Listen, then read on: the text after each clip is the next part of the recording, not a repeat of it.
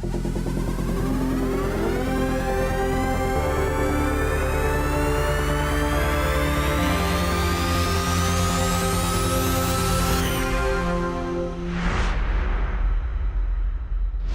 there is so much Axanar news to unpack. It's been a good few months since Carlos joined me on the show. He's back again for part 2. Carlos, thanks for coming back, man. Always glad to be here, Matt. One thing that I know you wanted to cover, Carlos, and I want to lead into it, Jonathan Lane, coming back to him again because he has made some headlines across Trekzone over the last month, and he has been going out there and claiming a win on this Axanar fans' perspective. Couple of blogs that I've been trying to do for 12 months claimed it as a win, and sure, you know, there were things that could have been done by both sides, me especially as host, but he has come out and he's been on the attack quite a lot the last couple of weeks, even so much a couple of days ago attacking you as a bad journalist. How do you take that on board? How do you deal with that? And what's your sort of response to it?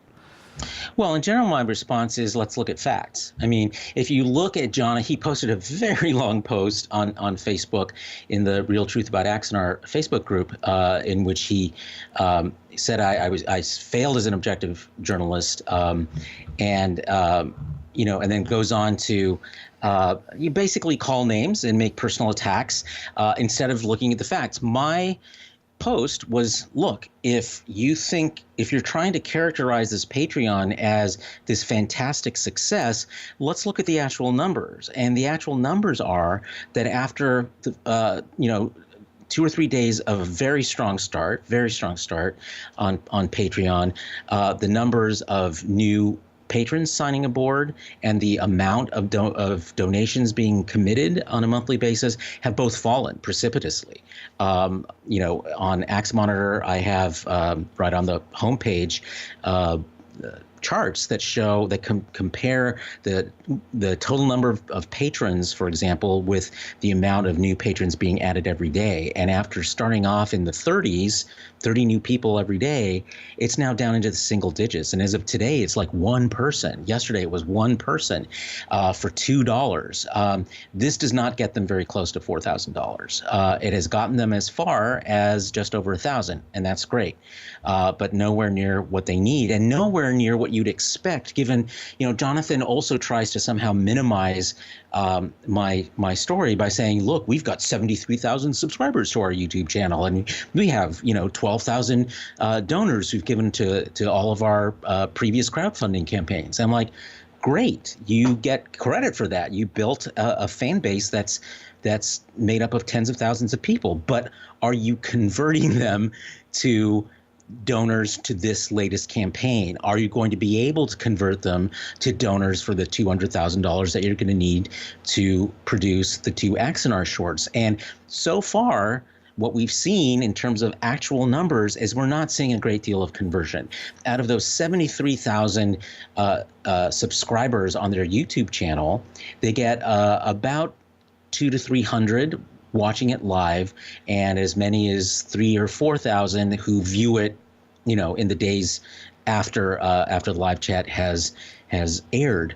But of those 3,000, how many are they getting? Axanar Confidential was Monday night, 2 nights ago, and he got a grand total of 1 new patron in the next day. So I'm not seeing that as being a very hopeful sign, and this notion that somehow they've got tens of thousands of people, and that's going to translate into the money they need to keep this warehouse open. We're not seeing any evidence of that, and instead, what we're seeing Jonathan do is try to deflect away from the actual numbers, and these are not numbers I'm making up. I'm getting these from public sources. Anyone can do the same thing. I entered them into a spreadsheet and converted that into charts. Instead, he's deflecting to, I'm not doing an apples to apples comparison with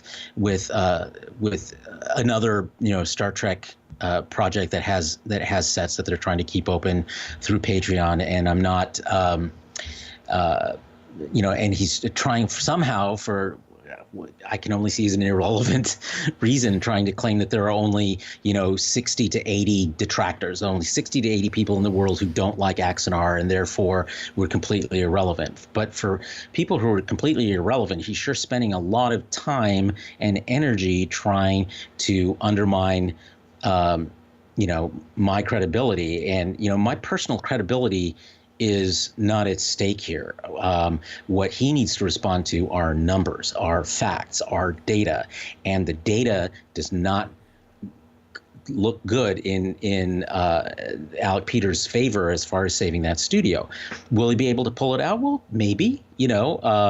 Anything can happen. But the trends right now are almost exactly like the trend we saw in the Indiegogo campaign to try to save the California warehouse. And it also had a very strong start. And Jonathan was a big cheerleader saying, yay, this is, we will ride this wave to success. And of course, it didn't. And there was a lot of backpedaling around what all that meant. But the hard facts were they brought in nowhere near the amount of money they needed to do what they said they wanted to do in that Indiegogo. They diverted that money to other purposes, to pay for the move to Georgia.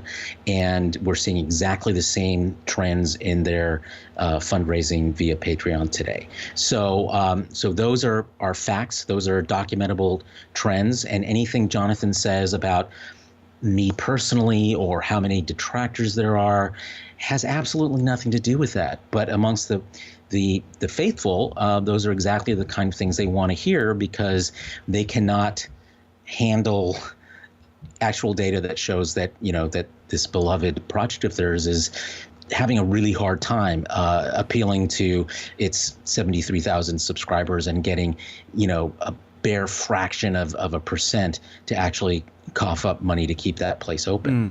You can have all the subscribers in the world and all the followers in the world, but if your percentage of donors is less than 0.1%, it really is all for naught. Well, Carlos, one thing that I wanted to touch on, this detractor figure, this 65 people that Jonathan Lane came up with, where do you think he got that from? He claims that he and some other people went through and counted comments and stuff on the Axamonitor website and concluded that there were no more than 65 people who cared. But he's never explained his methodology. He's just come up with his number, apparently from thin air.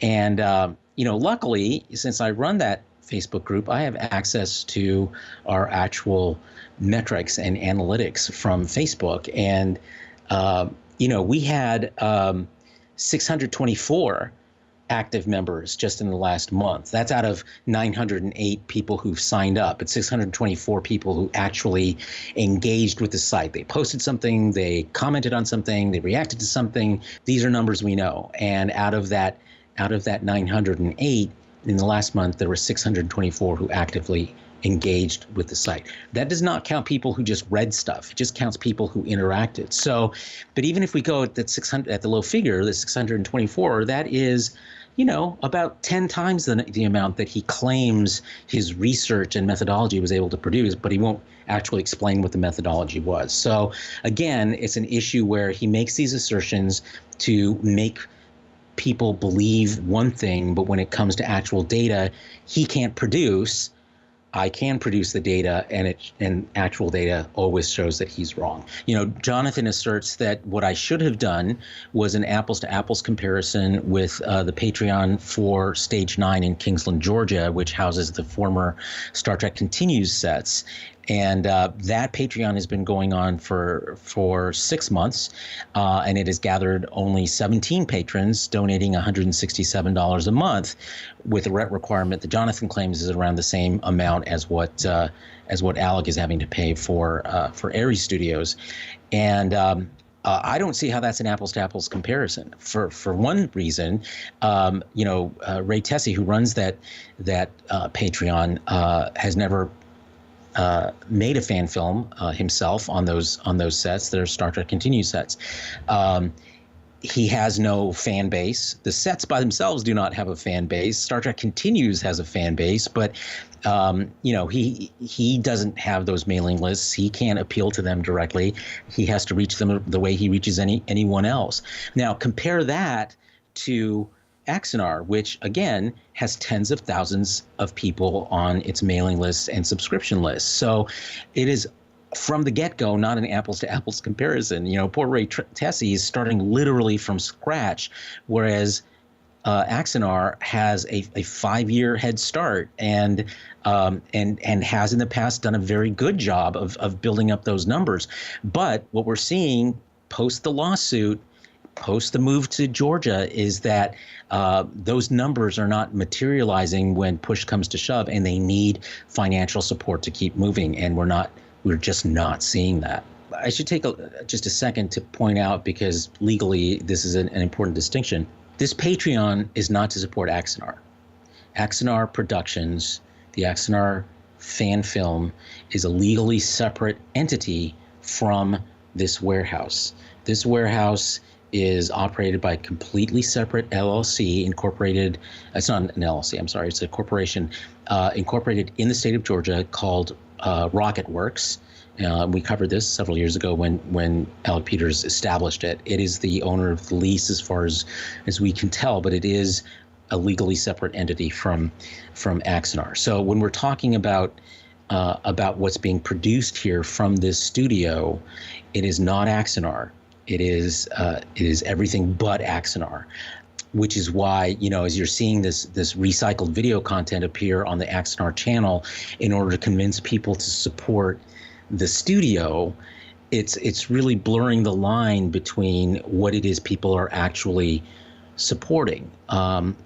Is it absolutely clear to these folks that they're not supporting the production of Axanar in any way whatsoever here, other than paying the bills, the rent on the facility that houses one of its sets, and that is it. When it comes to the production of Axanar, they haven't even begun the $200,000 campaign that is going to require to fund that. And, so that's on top of the $48,000 a year that they need to keep the warehouse open. So you're looking at a lot of money that you're going to be going to people for. And are these people going to show up? Are they going to show up with the cash that you need to do that? And so far, we're not seeing a lot of evidence that there's this reservoir of goodwill towards Alec Peters and his ability to deliver.